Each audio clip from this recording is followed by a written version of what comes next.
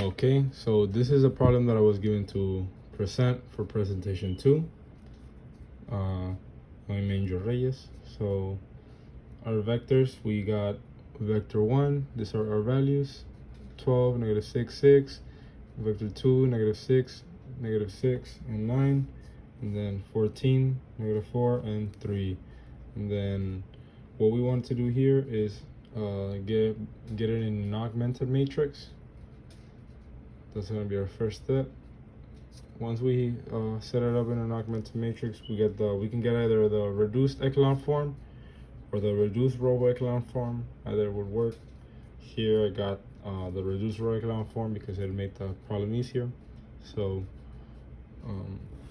after we get this, we want to solve for 0, or set our equations equal to 0. So here we get x1 and x3, and that's going to give us 0. x2 and negative 1 over 3 is going to give us over 3x3 is going to give equal to 0. Then we don't have a pivot for the third column, so that's going to give us 1. x3 is going to be equal to 1 because we don't have a pivot here, so we just set it as 1. After that, we want to get the solution for the other two.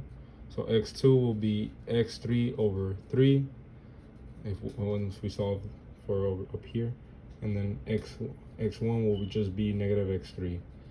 And since we have the value for x3, we can put negative 1 as the value for x1, and then x2 will be 1 over 3, and then x3 will be 1. And we can check this by plugging in our equation right here for linear dependence. Once we set this, we calculate it. So I got the numbers up here: 12, negative 6, and 14 from the first row, and then I'll multiply by the values of 1, negative 1, 1 over 3, and 1, and that will equal out to 0.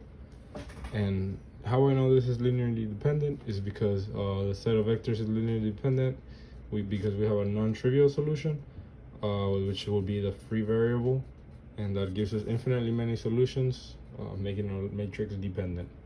And that is it for presentation 2. Thank you very much.